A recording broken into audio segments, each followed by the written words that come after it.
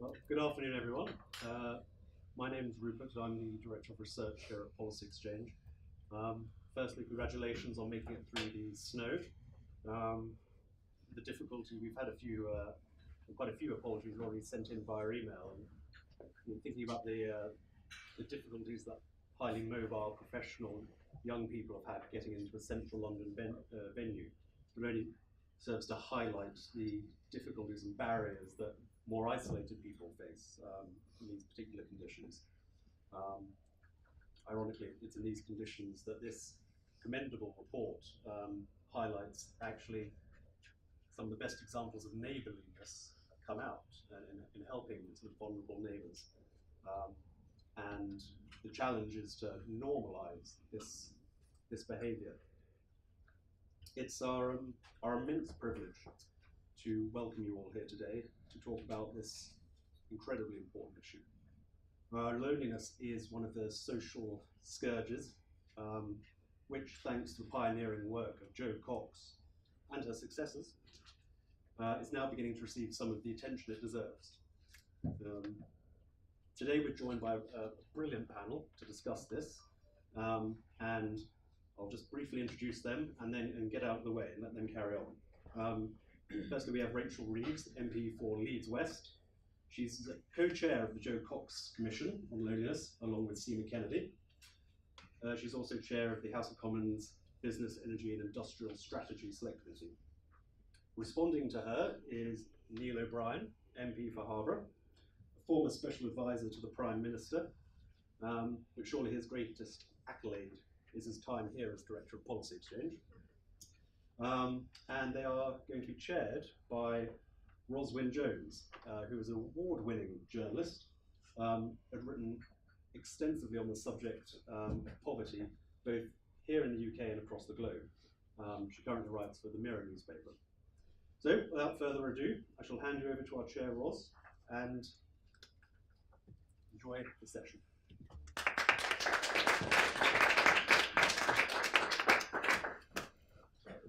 Hello, thank you very much for coming today to listen to the speech by Rachel Reeves and response by Neil O'Brien.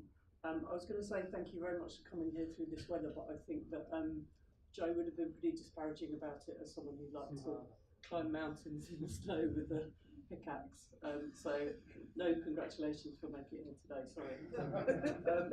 I always find it quite strange to be at events named after Jo, as I still always somehow expect her to be here.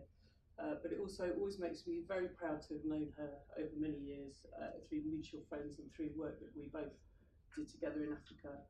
And I know that she'll be absolutely loving the fact that I'm inside a Conservative think tank. I can feel her laughing at the fact that I'm here today and saying, more in common, Ros. So here I am. But I know that Jo was always a bigger person than me, and that's why her Loneliness Commission is a cross-party event. It's why she chose to step out of her own political and social silo and to work with Seema Kennedy MP, who's still the co-chair of the commission now with Rachel. Because actually a big part of loneliness is about putting up walls, and Jo understood that to change the world you need to knock walls down. And I know from the many conflict zones that we worked in together that lasting progress always comes from the broadest alliances and unexpected friendships. So that's why it's really important to have Rachel and Neil here today as MPs from across the divide. That's why there's 13 partner organisations working on this, who I know many people are here today from those. I think one of the most surprising things I learned about Jo after she died was that she'd been lonely during her time at Oxford. Jo always seemed to me to be someone who could take on any challenge or speak to anyone from any background, but yet she wasn't afraid to admit with characteristic honesty that she'd been lonely and homesick and had missed her sister Kim. There remains something profoundly moving to me about the way Jo took on loneliness. In a world of kind of fashionable causes, it kind of feels like a stubbornly unfashionable idea in many ways. And I think that it was typical of Jo that she took on the plight of Britain's Eleanor Rigby's, who were kind of invisible to many people but glaringly obvious to Jo. So because of Jo and Seema and now Rachel's work, we know that 9 million people are always or often lonely in our country, and that the UK is the loneliness capital of Europe, and that being chronically lonely is as bad as smoking 15 cigarettes a day. That's one of the reports we had this week, and much less fun. So how amazing to be here at the Policy Exchange today, not talking about Brexit or economics, but talking about love and the interconnectedness that we all desperately need.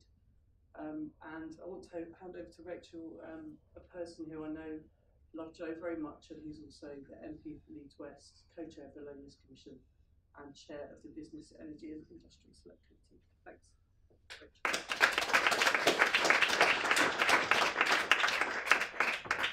Well, thank you very much, Ros, and let me start by thanking Policy Exchange for hosting us here today on behalf not just of me, but also of the partner organisations of the Jo Cox Loneliness Commission and also my co-chair, Seema Kennedy MP. Later this week we'll be publishing the manifesto of the Commission, a year-long's work, and setting out our ideas on how government and we as a society can help tackle the problem of loneliness. So it's a great opportunity today to have a debate about how we can begin solving the problem and at the same time ask what sort of society we want to live in. Jo had already taken the first steps to setting up the Loneliness Commission before she was tragically murdered. So, as I said in my speech in Parliament after Jo was killed, it now falls on all of our shoulders, Jo's friends, family, colleagues, all of us, to take forward Jo's work and the causes that she championed, because she's no longer here to do that. So it was an honour to be asked by Jo's family, her sister Kim, Brendan, who's here today, but most of all by Seema Kennedy, who set up the Commission with Jo to help continue Jo's work, and that is what we are doing with all of your support. Politics can sometimes get arid, and the Commission, I think, is a great antidote to that. We talk about love and friendship, about relationships and connections, things that really matter to people. We've forged new friendships too, across the floor of the House. There is indeed, as Jo said, more that we have in common than that which divides us. For Jo, however big or complex the problem, there was always a solution to it. And loneliness is a big and it's a complex problem. So today I'll follow Jo's lead. I'd like to talk about what loneliness is, but also about what we can do about it. When I first knew Jo, she was working overseas for Oxfam and spending time with people living with extremes of violence and poverty. Jo saw people struggling to survive genocide and people desperate to save their children from starvation. And yet when Jo arrived back at home, the stark contrast of abundant, peaceful England didn't blind her to another kind of suffering. She called it the shocking crisis of loneliness. In the last few decades, loneliness has escalated from personal misfortune to social epidemic. The reasons are varied and they're complex. The way we live our lives, how we work, insecurity, the internet, families living apart. Whatever the reasons, we are more vulnerable to loneliness and we are less equipped to overcome it. Millions of us feel lonely. Most commonly, it's when we're growing up or getting old, if we are disabled or poor and powerless, or if we lose somebody or leave somewhere behind. And when the culture and communities that once connected us to one another disappear, we can be left feeling abandoned or cut off from society. But loneliness is not simply about being alone or in solitude. It's about if we find ourselves alone when we don't choose to be, and if our isolation from those around us persists, that's when we will feel lonely. And because it is a stigma, we don't want to admit it and we avoid talking about it. But we know it is a terrible affliction, and I think we all fear its unbearable pain of emptiness. The absence of love and the loss of connection to those around us makes life seem unbearable. Our life can become meaningless. No one knows who I am. When I am looked at, nobody sees me. If I speak, my words find no one. Loneliness makes us feel worthless, and we can begin to lose our reasons to live. An 80-year-old woman is housebound. She has no visitors. She sits day after day in her chair in her tiny flat. From her chair, the window is too high to see out of. She only has the television for company. She smokes, she waits for the phone to ring, which it doesn't. A young girl checks her texts, Instagram, Facebook. There is nothing new. She likes, but nobody likes back. A single man in his 40s has lost his job and he feels that he's been banished from the life he once knew and there is no way back. A teenager with learning disabilities feels acutely his difference and the sadness that he will never be like the other boys and girls. He tells no one. A young mother suffers depression and in her seamlessly endless days alone with her baby, no one knows her anguish, her guilt and her fear.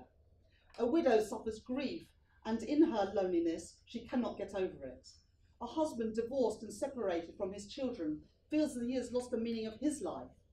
A student away from home for the first time has not made a friend and wakes in the night panicked. Will she meet someone? She imagines who that might be. We understand that hunger is a warning signal. It's nature's way of telling us that we need food. Thirst warns us to find water and to drink.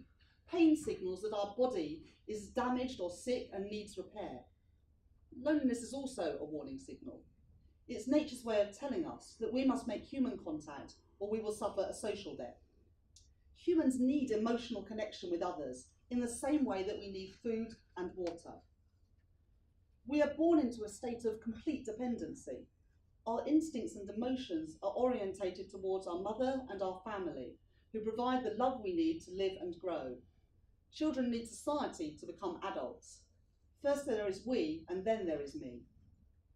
In loneliness, we retreat into a state of self-preservation. We become fearful and we fend people off, even hide from them.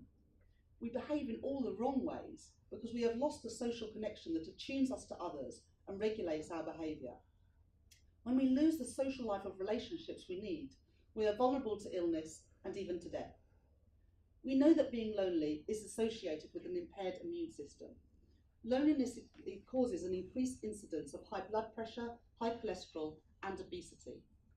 It raises levels of cortisol in the body, which can lead to depression and anxiety.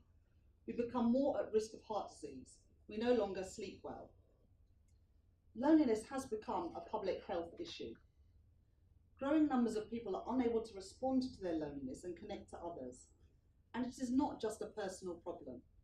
Loneliness has become structured into society, and often we cannot overcome it without help. We are living in an increasingly disconnected society. Poverty is increasing, and it isn't just about deprivation, it is also about isolation. Many of the traditional rites of passage into adulthood have disappeared. Young people are left to navigate their own way into the future. Without resources and family support, they risk falling into loneliness. More and more of us live alone. We work at home or in a van with just a stylus and tablet for company.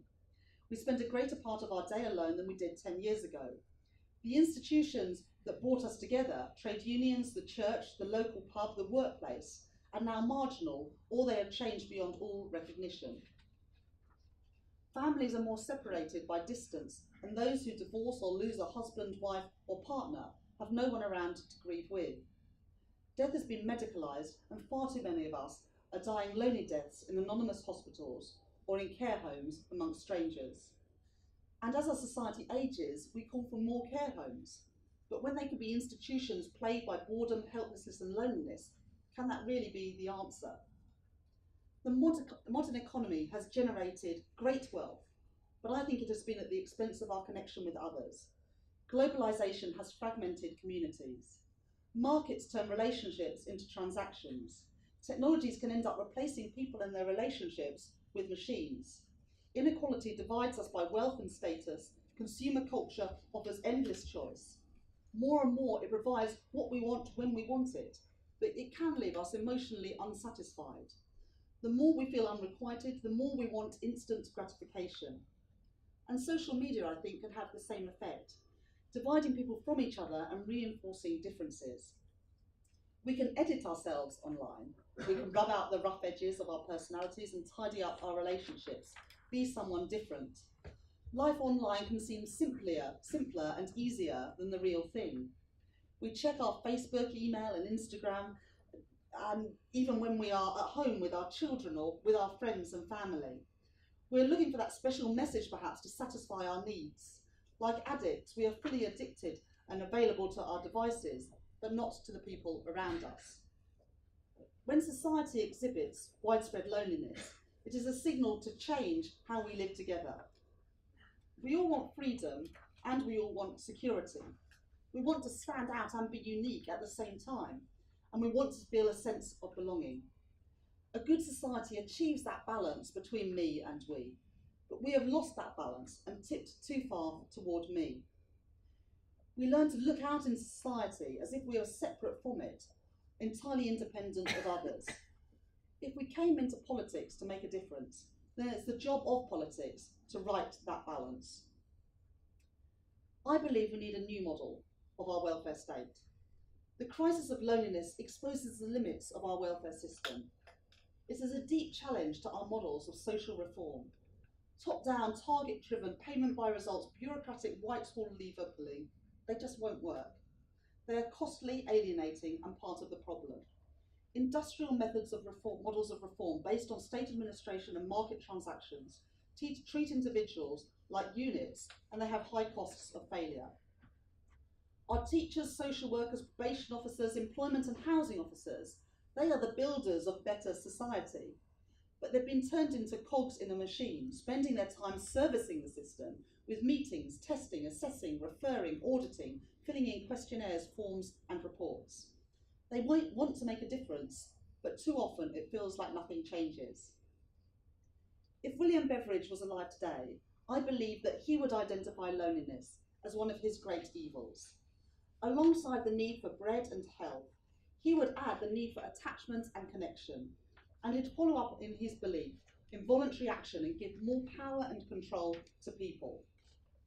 Our welfare system is stretched to the limits, and too many people have been pushed to theirs after years of austerity. But as well as more money, we need a new kind of welfare system that acts as a convener, bringing people together to help them help themselves, developing the capabilities and assets we each need to live a good life. Working to a set of priorities for a fair, safe and secure society, encouraging a sense of belonging, valuing the experience of esteem and respect, and using the transformative power of relationships to change people's lives for the better. We can't erase loneliness, and I'm not sure we would even want to do so. Because if we erase loneliness, then would we feel the comfort and joy of connecting again? Loneliness is part of the human condition, but we can reduce its prevalence and its unbearable state of permanence and tackle the obstacles to overcoming it. We can make sure our children grow up better equipped to cope with it. While there is no single big policy that will defeat loneliness, the change we need, I think, is human scale and step by step. Learning as we go about what works and what doesn't. And for each lonely individual, it begins with a change in routine. A new contact, a conversation, a friendship, something shared. Loneliness is a challenge to all of us to work together. So here are 3 strategies for a more connected society. First, a cultural strategy. We think of nostalgia as a rejection of progress, favouring the past over the present. But as Seema Kennedy set out in an article today, we've got it wrong. Nostalgia comes from the Greek word, meaning to return home. Amongst the young who are leaving home and those passing into old age, nostalgia is a powerful way of thwarting loneliness. In a time of change and loss, it is a way to focus on the question, what has my life meant?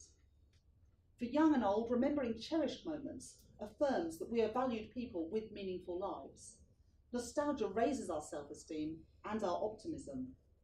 Scholars at Southampton University have found that it is the most resilient individuals who, when faced with loneliness, are best able to use nostalgia to restore their social connections and protect their mental health. Popular culture is full of nostalgia, isn't it?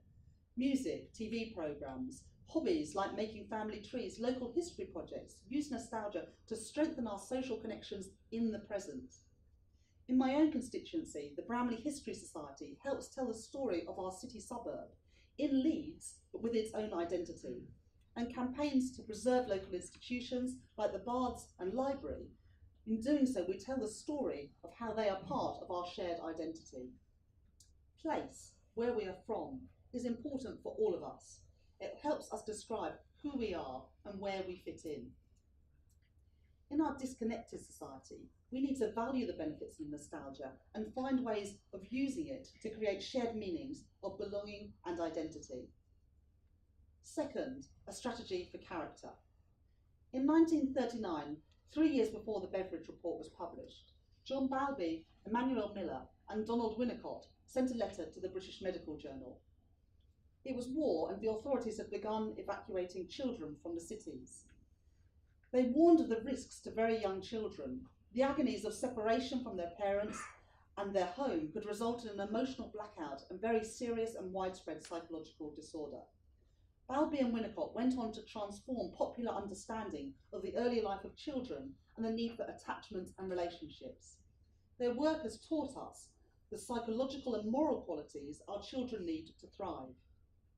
Children who flourish and who have resilience when things get tough are those who have had good attachment in early life and who know they are worth being loved.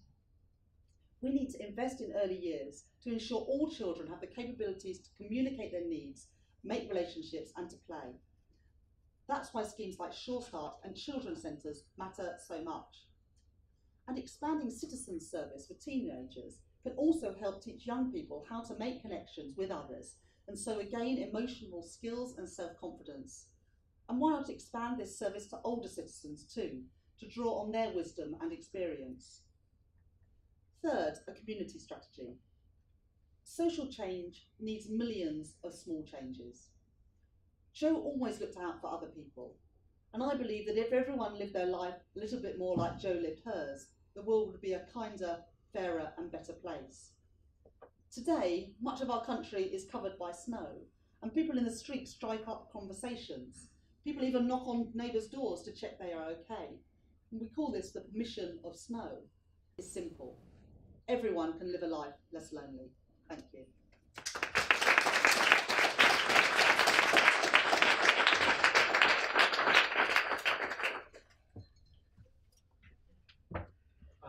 Ladies and gentlemen, it's a huge pleasure to be back here at Policy Exchange, and I'd like to thank Policy Exchange for hosting us, and to thank also Rachel and Seema and everyone from the Commission for all their hard work over the year.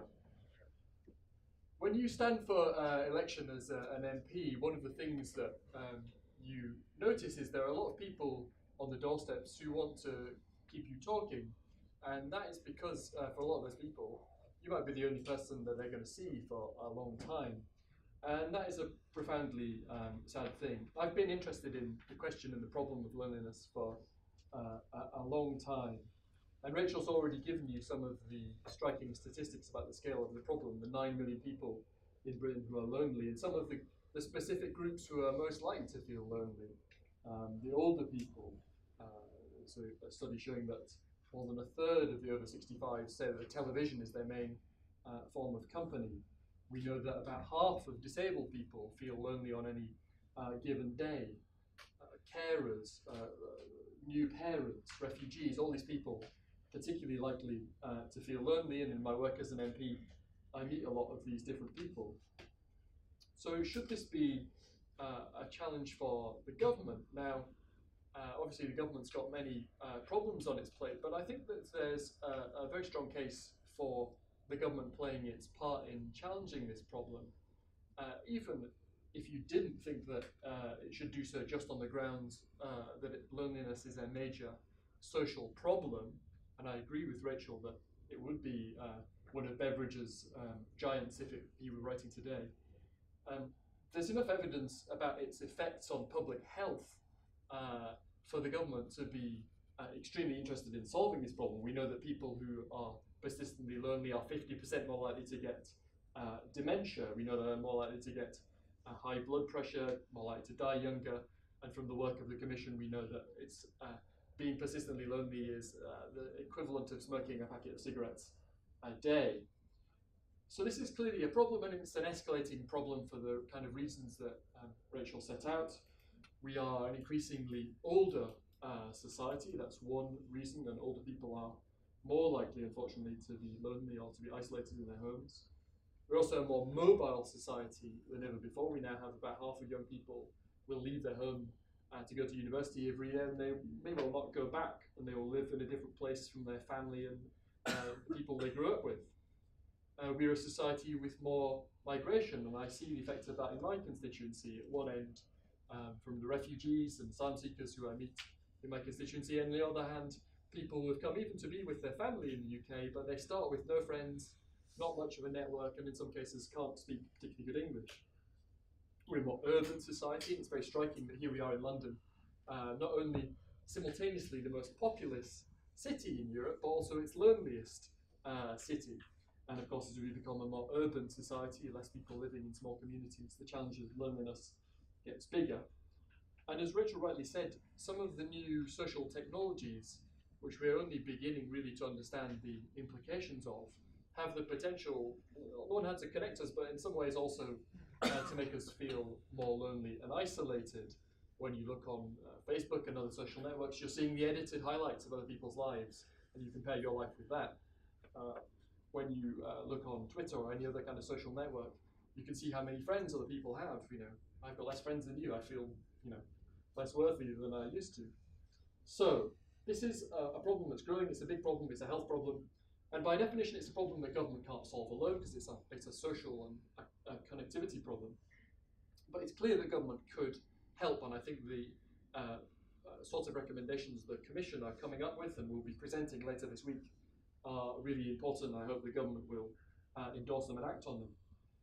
So part of what government could do is to measure the problem, to support perhaps some controlled experiments, because we know a little bit about who is lonely, but we don't know as much as we would like to about what kind of interventions might work. So supporting controlled experiments in this area, which compared to some other areas of charitable activity sometimes can feel a bit neglected.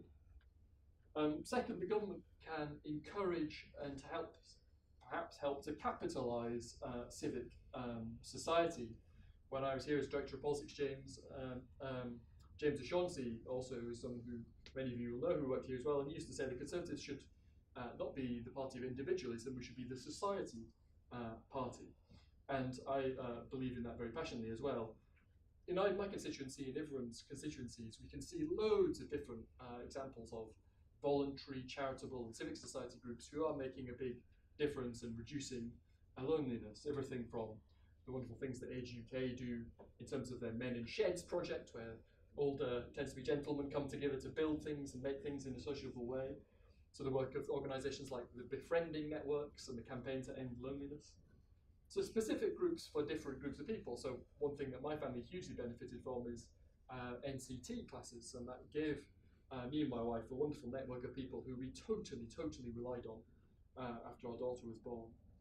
In my constituency, one thing I've been very struck by is a wonderful charity called Market Harborough and the Bowdens Charity, and this is a body which was set up many hundreds of years ago, and it is a kind of bank for the other charities in the area, and it helps to give them small grants to get going.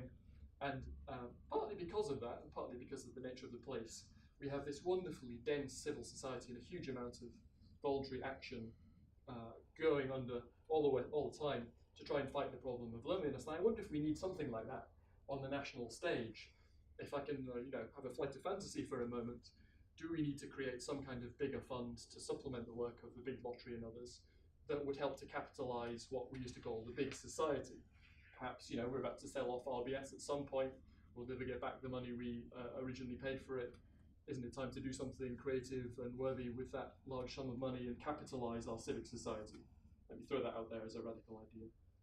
I agree with Rachel about expanding National Citizen Service. I've met many of the people who've been involved in it in my constituency, and it is a transformative thing for young people.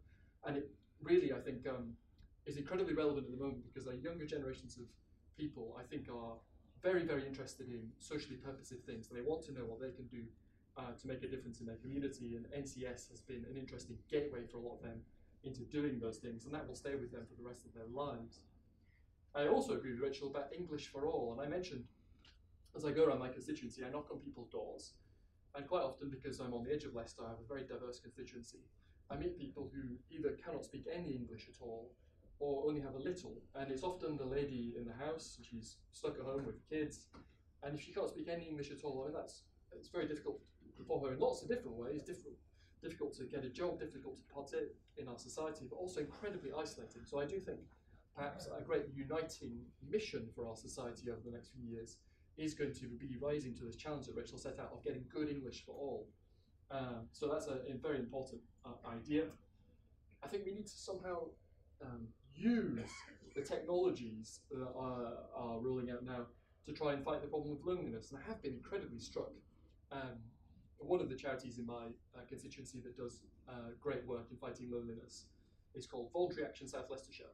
And they run a befriending service, and it helps the people who are doing the befriending, and it helps the people they go to visit. And to my amazement, really, they have started to use iPads in a really creative way to give to older people, to connect them to their friends and family if they live remotely. Even the oldest residents in my constituency have found, with a nice simple interface on it, they can use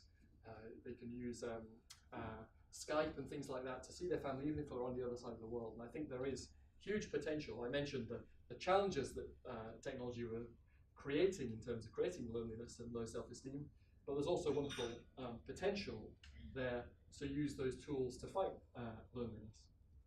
And as a final policy thought, I do wonder if we shouldn't be doing more to encourage multi-generational living, people living with their older parents, with their children. Partly because I think it's an important answer to part of the housing problem, and partly because I think it is an interesting way to connect us better socially. Or we could use tax, we could use planning law in order to help make that happen. So, lots of different things we could potentially do. This is the start rather than the end, I hope, of a conversation. And let me leave it there, other than to say that I am struck when I think about this problem that often problems contain the seeds of their own solution. We are going to be an older society, for example, and that will mean more people who might be potentially lonely. But I've seen in my own constituency that it also means a lot more people with time to give and want to give, and a huge upsurge in the number of people who can volunteer to fight loneliness. I've talked about the technologies that can cause loneliness, but also potentially be part of the solution to them.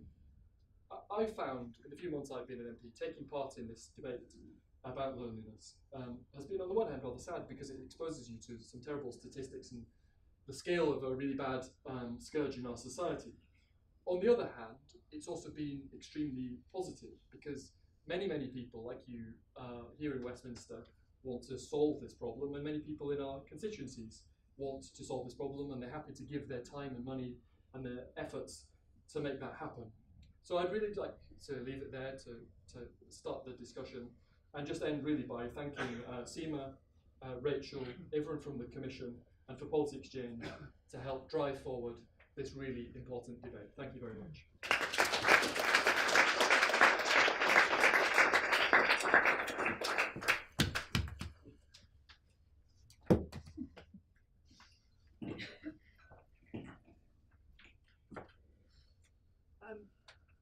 Well, I feel like we've at least agreed one thing that we can move forward on, which is about English lessons for migrants and refugees. So that's something everyone can take away from here, and really look forward to seeing that pushed forward. It'd be great if we could get some agreement on that amongst all the parties in the House.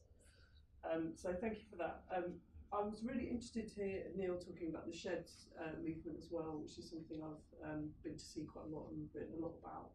And I think there are all these incredible innovative movements that are happening, some of them locally, but some of them expanding to sort of national models at the moment, which are really, really interesting.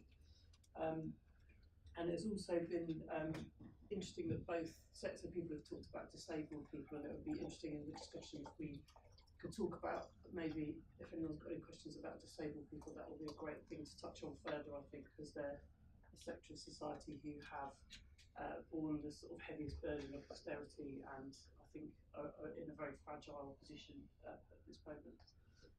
But I'm going to take a series of questions.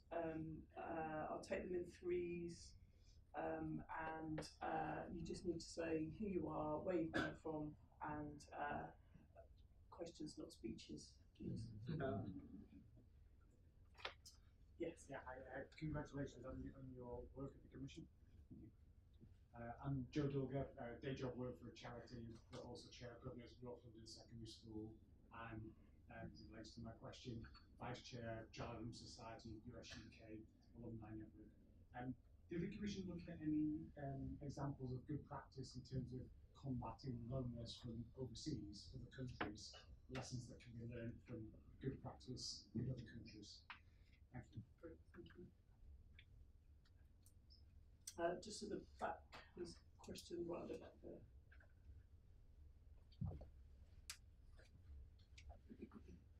Thank you. My name's Danny Kruger. I just had a point of clarification to Rachel, which was, and I really enjoyed the speech, both speeches, and the sort of language around a sort of relational policy rather than a transactional public sector. I think that's a really important theme.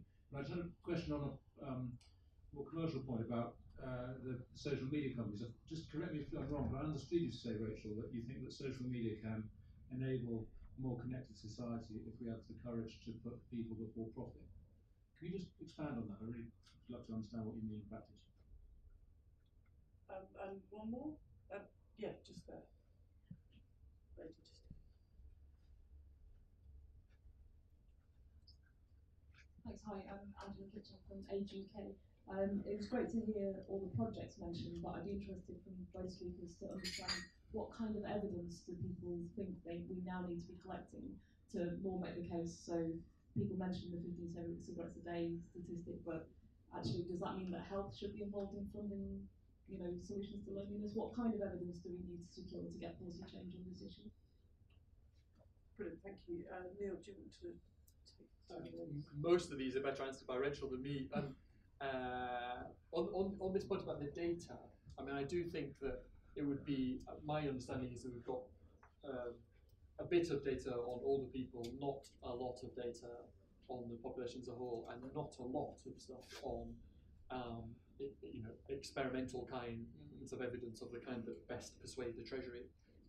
So I think that's probably where I would be looking. My experience of the Treasury was basically unless you've got an RCT that shows a positive result, it's very hard to make the case for things. So.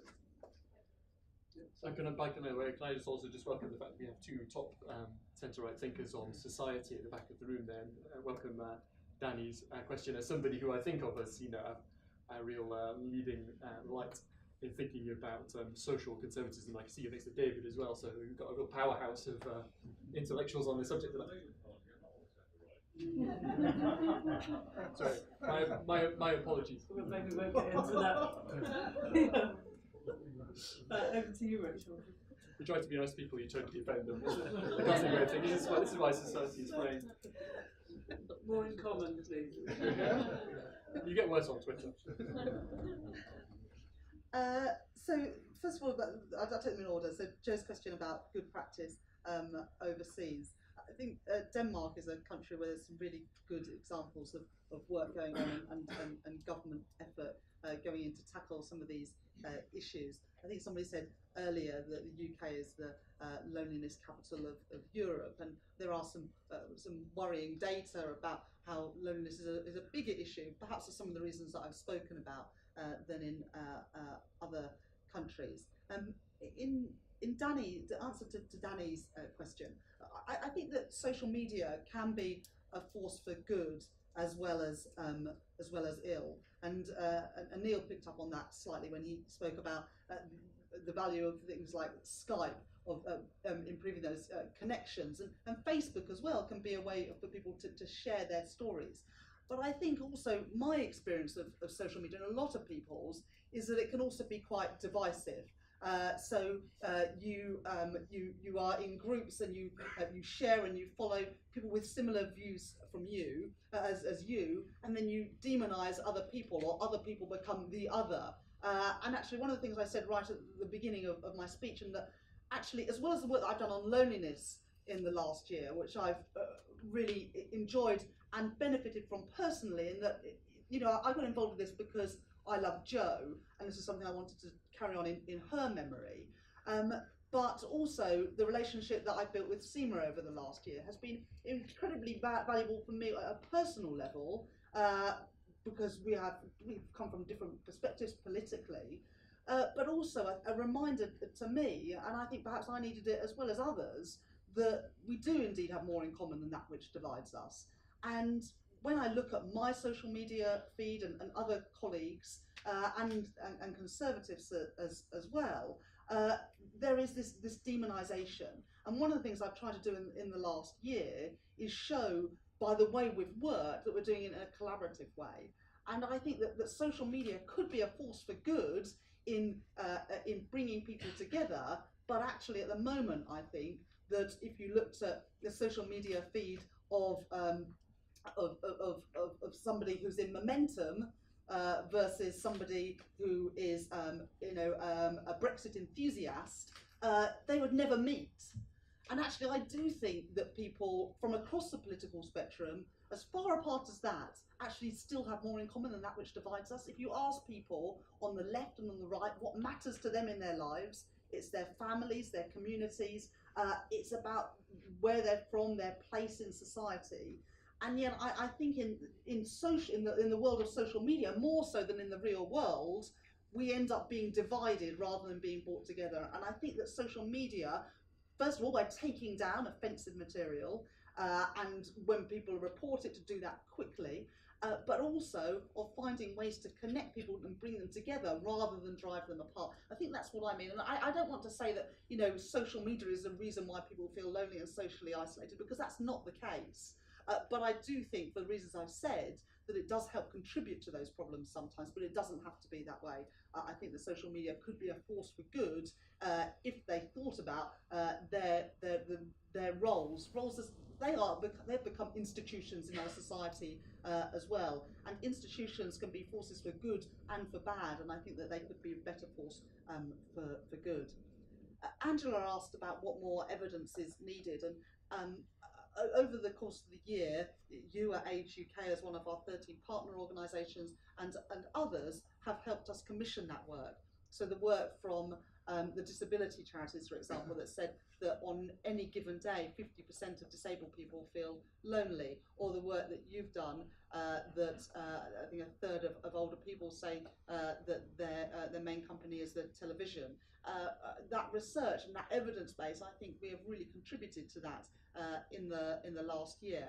And the NHS have said today that being chronically lonely results in a third higher chance of premature death. So, the evidence is out there. I don't think anyone could deny now that loneliness causes physical and mental health problems. And what we'll be doing on Thursday, as you know, Angela, is calling on government now to respond to that evidence and also that best practice that Neil and myself have spoken about to help us take forward these commitments.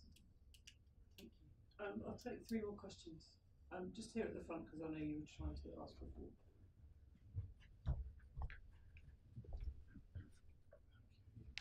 Philip Collett from Goals UK. We're a social enterprise. Bit controversial, but I see some aspects of loneliness as being a choice, a state of mind for people who don't understand the need that you can get everything you want if you help other people.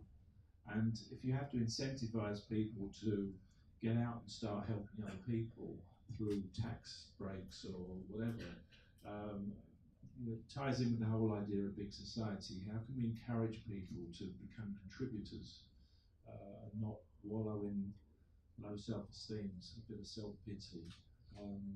Because everyone has the opportunity to go out and help and contribute in some way or other. And just what do we need to do to make that easier for people?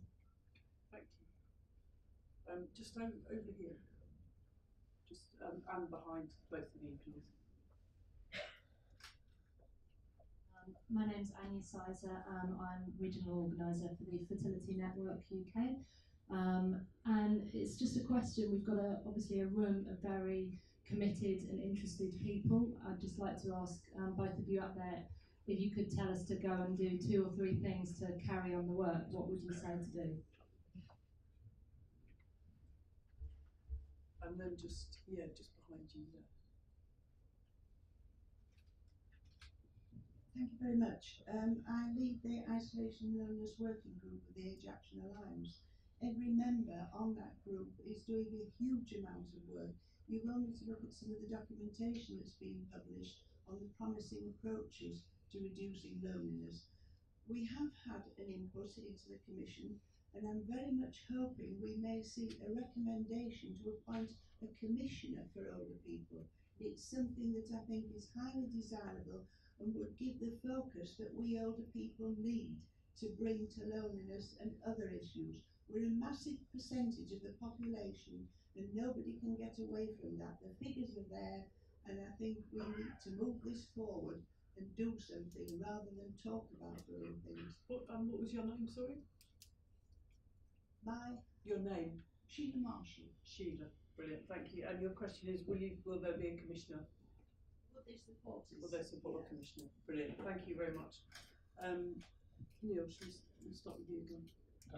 Why don't I start with the first question? You're absolutely right that by giving and taking part in trying to solve the problem, the people doing the giving and the helping also have huge benefits. But at the same time, and this is sort of foreshadowed in your question, there is a problem where a lot of the services and the help that's out there for lonely people, the things you can go to, the cups of tea at the church, the nice social events, rely on the person having that enough impetus and confidence, if you're a widower or whatever, of going to an event and not knowing anyone there. And so there'll be lots of people, as you can imagine from your work, who need that someone to reach out to them, to activate them and get them onto the kind of positive, virtuous circle of helping and being engaged,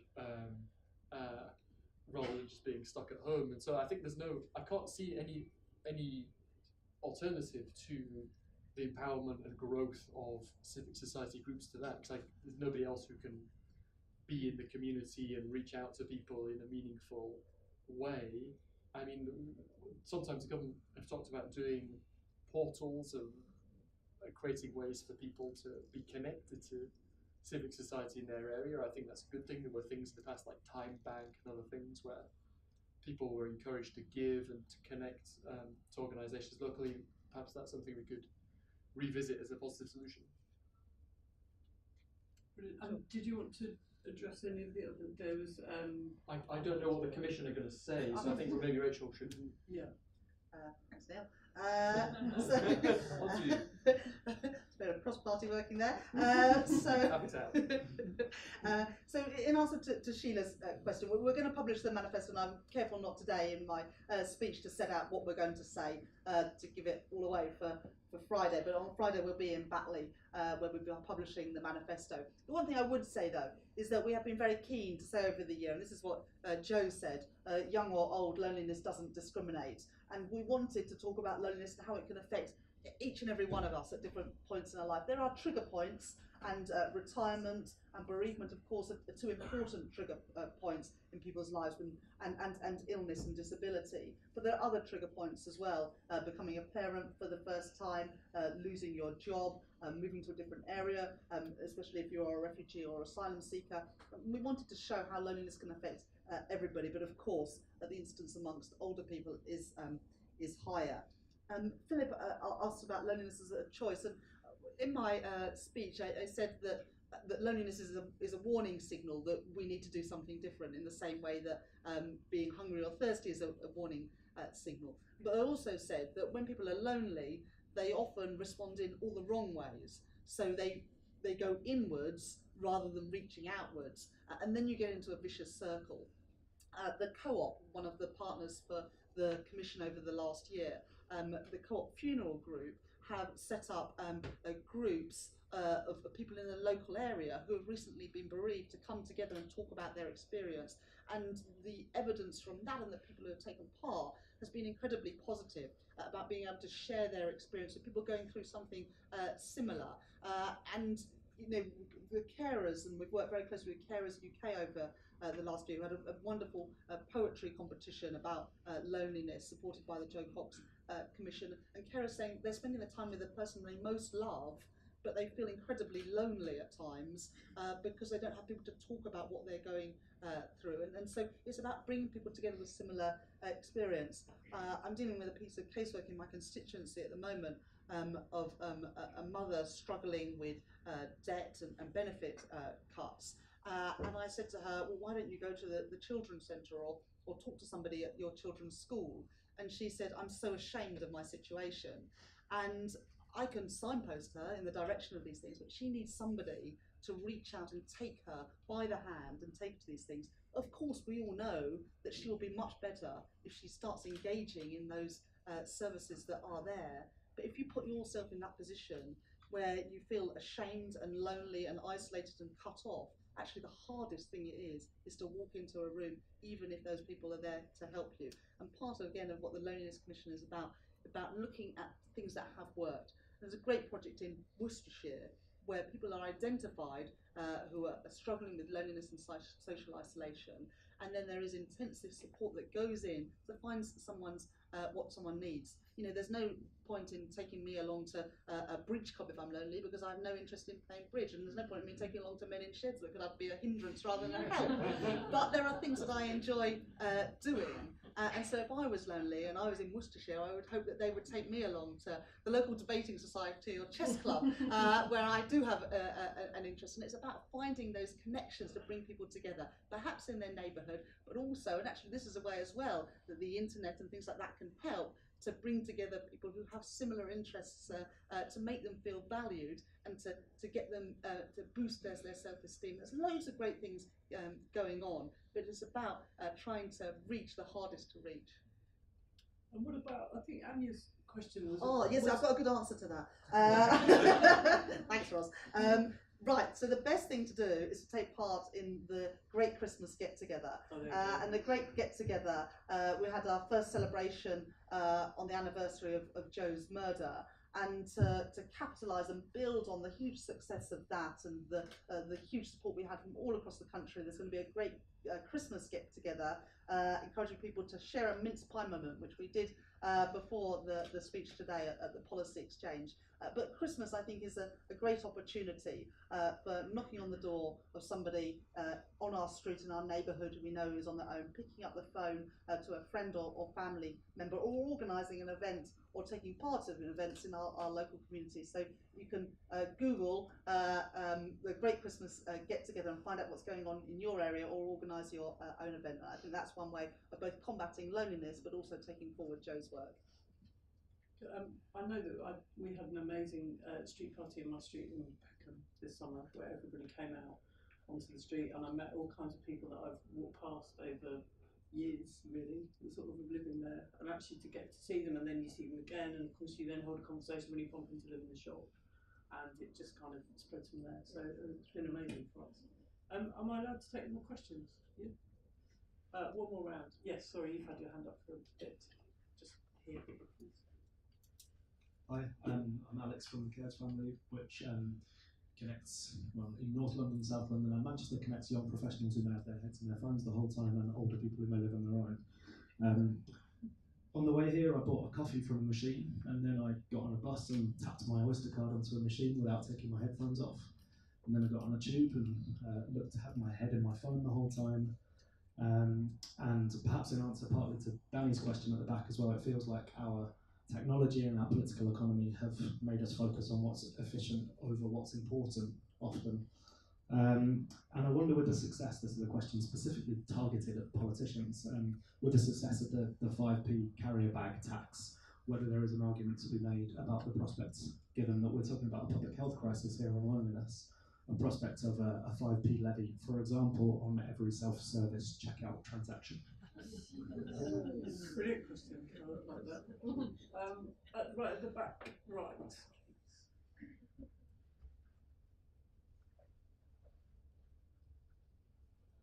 Yeah, David.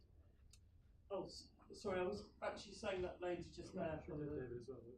Good question. I'm Helen. I help out in my local community in Camden.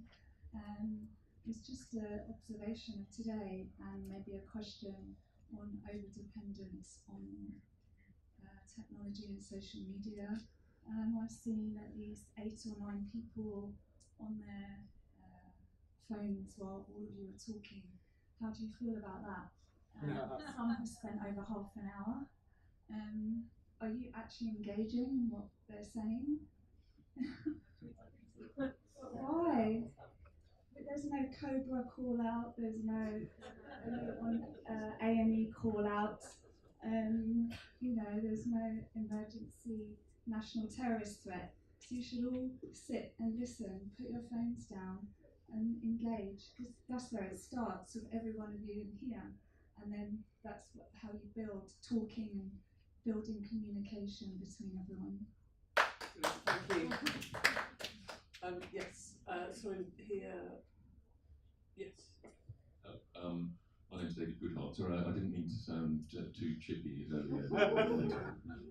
Very generously described me and Danny as whatever it was. I would regard myself as a social democrat, perhaps a somewhat socially conservative social democrat.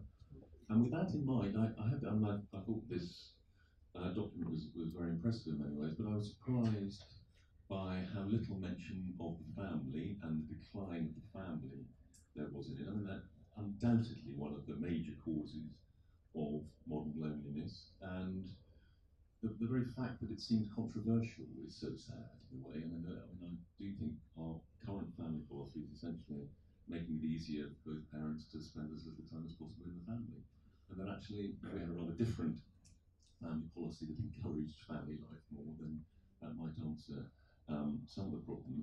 I really welcomed Rachel's extraordinary and unusual defence of nostalgia. I've never heard anybody, particularly anybody on the left, making a defence of that nostalgia. I think that's really important moment. Just one very brief suggestion. I mean, Neil mentioned it, but I've always been surprised that we do not have in this country a kind of major national portal, an online portal for bringing people together who are particularly old, lonely people, with younger people in neighbourhoods who can very easily be connected through modern technology, and can just spend half an hour on a Sunday once a month. And it ought to be, I don't know why we haven't been able to do this. I think one of the current problems is the whole worries about child protection and in this case old people protection. I mean, I think that places a real hurdle. People think, oh well, I'd like to do that, but it'll be so hard to be able to do it. Well, To just go slightly through the whole crossing over process. into speech. Yeah, but is there some way that we can have a kind of a very simplified form of protection that would allow a national portal to really bring people together? Thank you. And just here, yeah, did you still have a question? Yeah, I'll just take a fourth one. So thanks very much for the speeches and all the work that's happened over the last longer than a year. I'm Laura Cox from the Campaign to End Loneliness. Really pleased that we're one of the first living partner organisations. We've worked with many of you on loneliness over the last 7 years, and to come to this place where there's cross-party agreement on so many initiatives that the government can take forward is fantastic, really fantastic. The UK is leading the way on tackling loneliness because of this, because of the work that's happened on policy. And we too have worked on policy alongside many of you, where we're going as a campaign to end loneliness, along with about 10,000 supporters. And by the way, Anya, join us. That's another thing I would suggest you do. We're opening our doors to all ages of organisation. But one of the things we're trying to get our heads around now is similar to two of the audiences you mentioned today. How on earth do we move beyond? So my question is, how on earth do we move beyond the people in society who put their hand up every day to do better, to make society better? How do we move beyond people who work in policy, who work in the voluntary and community sector? How do we reach, not that they're all baddies in the corporate sector, but how do we reach businesses? How do we reach people on their everyday journeys to work, other than through the 5p tax on every tap, which is fantastic, Alex. So how do we reach people who aren't automatically thinking about this as an issue? Because I see an increasing number of organisations involved on the issue from the policy world and from the voluntary community sector, but not necessarily much inroad in our own work, and we're heading there. But it'd be fantastic to hear your views to help shape our work on that space. We want to work with 400 businesses, and my head scratching is, how do we reach them? Brilliant, thank you. Let me try and start with the question about different technologies. So I, as a former Treasury official, I rarely ever seen a sneaky revenue raiser that I didn't like, but I'm not sure that having a tax on self-checkouts is the answer. And the reason I think it's probably not the answer is I don't think it would really get at the problem you're trying to solve. It is true that many of us have the same experience that you described of walking around in our little bubble with our lovely music on, and using our touch in, touch out on the tube and so on. But it seems to me that these things are not a feature of sort of late capitalism or something like that. They are choices that we make, and in some ways they are sort of selfish choices. And I could feel, the reason why I said that I thought a lot of these technologies were ambiguous is, my experience is many of these things have been wonderfully connecting for me. The reason I discovered actually the campaign to end loneliness is I went on Twitter, I was trying to find whether there was a campaign, and I found the campaign to end loneliness. That's a wonderful connection to have made. But at the same time, I feel even in my home life, me and my wife are playing with our daughter, and it's so tempting to just, slip out the phone and just check something, and then you do. And it's terrible. I mean, in Sweden, I've seen that they have these wonderful wooden boxes. You put your phone in the box when you go home, and you don't touch the thing.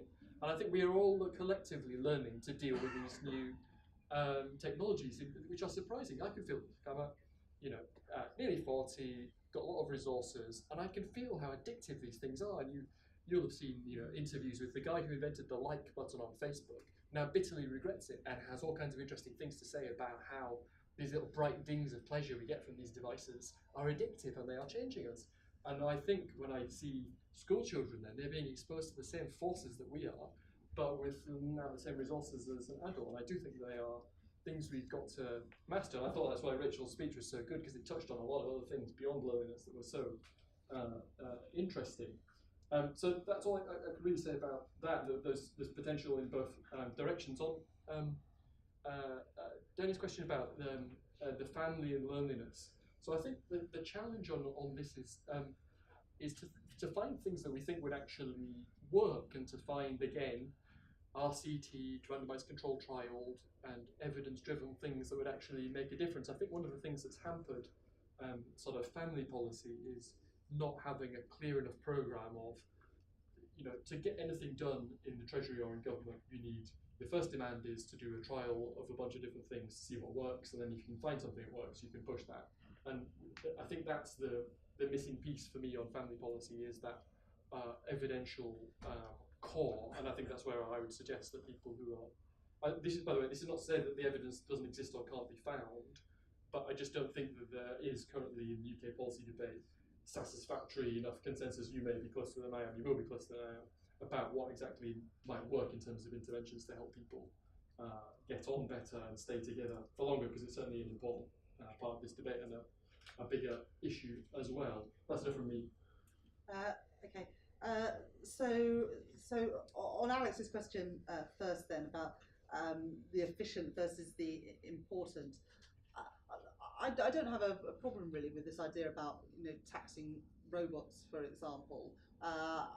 I would have some sympathy for that, but again, like Neil, I think that technology, it's ambiguous about whether and it can be a force for good and for bad. Things that free up our time, that enables us to spend more time with our families, is a good thing. So labour-saving technologies are good things.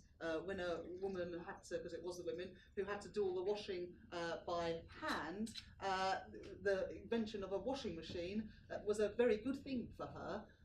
It saved her time, more time to do things that add value. So I don't think that technology and progress is always a bad thing, but I have some sympathy for what you're saying, and it sort of links to Helen's point as well.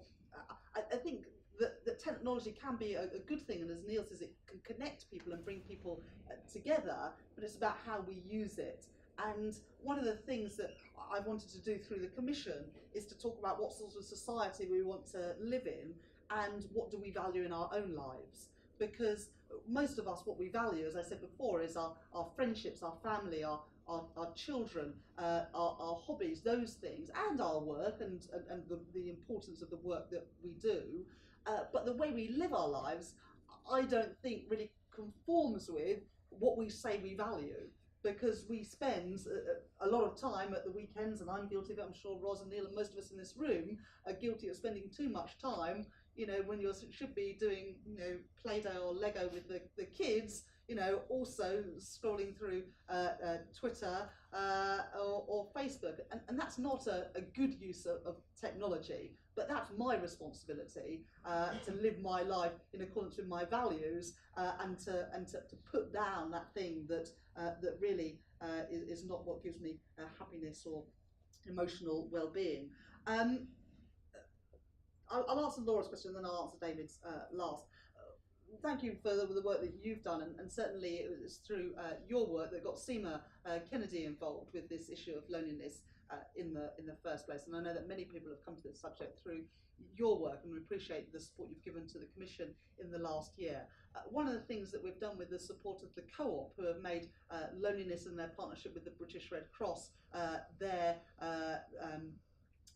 cause, is about tackling loneliness, and the Co-op have been at the forefront of that because their customers and their staff voted for that to be the cause they tackled. So I think that there is a business case to tackle loneliness, and we've worked with the New Economics Foundation and others to set that out. And when we've had business events in the last year, we've managed to attract both big businesses like Marks and Spencer's and some of the pension and insurance businesses, as well as smaller businesses and social enterprise like Mush Mums. And that's been really fantastic. And so I think there is an opportunity now, because of the salience of these issues, to engage and reach out more to business. On David's point, I made a case for nostalgia and about valuing the past, and about how we our own identity is shaped by place and family and connections. But I don't want a misplaced nostalgia, and I don't want a nostalgia for either something that never was or something that wasn't that great. And I expect there are a lot of gay men in the 1950s who felt pretty lonely and isolated, and there are a lot of women at home, not through choice, but because they had no choice, who also felt pretty lonely and socially isolated.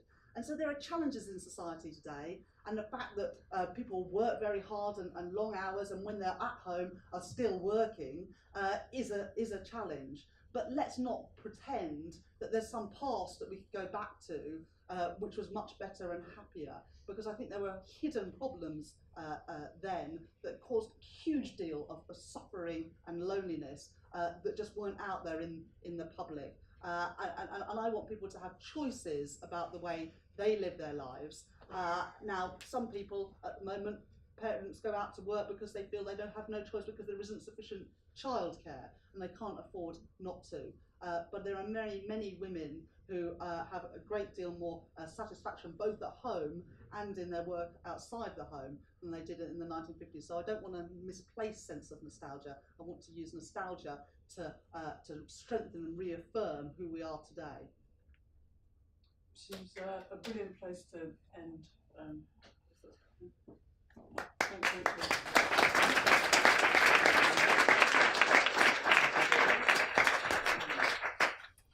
Ladies and gentlemen, thank you very much for coming. I won't detain you any further, as my colleague David Goodhart has done that for me.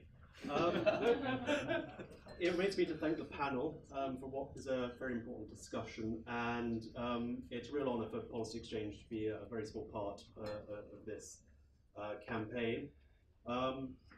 Just two very brief elements of the report from a sort of wonkish perspective to draw out, and I just wanted to draw attention to, which were, it talks about the importance in the Second World War of the, well, it makes an oblique reference to it, which was a campaign that said, loose lips sink ships, and yeah, and the other part of that was careless talk costs lives. And in the report it draws attention to the idea that small talk saves lives. Small talk saves lives. And that the train companies have reported that the more people talk on platforms, there is some evidence that that actually does have a meaningful effect on those people who might otherwise seek to take their life. Again, from a public policy perspective, you've got to be careful when you sort of push down one problem that you don't create another. And there was evidence that when the smoking ban came in, undoubtedly had great health benefits for many, but there was evidence anecdotally at least, that many older people, particularly older women, who otherwise went to the bingo hall and things, after the smoking ban chose to stay at home. So you have to be careful, or at least plan to mitigate against these things. But one element of this report which again stood out was the idea of 5 a day, something that's been quite successfully lodged in the public consciousness about our physical health and eating healthily. Perhaps government could aim to embody in people's consciousness the idea that small talk, eating 1, 2, 3, 5 conversations a day should be a minimum, establishing a baseline. We know we need more research, and that's been acknowledged. But I think there's some really valuable ideas in this report, and I commend it to everybody. So if you'll just join me in thanking Ros, Rachel, and Neil. That's great. Thank you. Oh, I didn't share a minute's pie as well.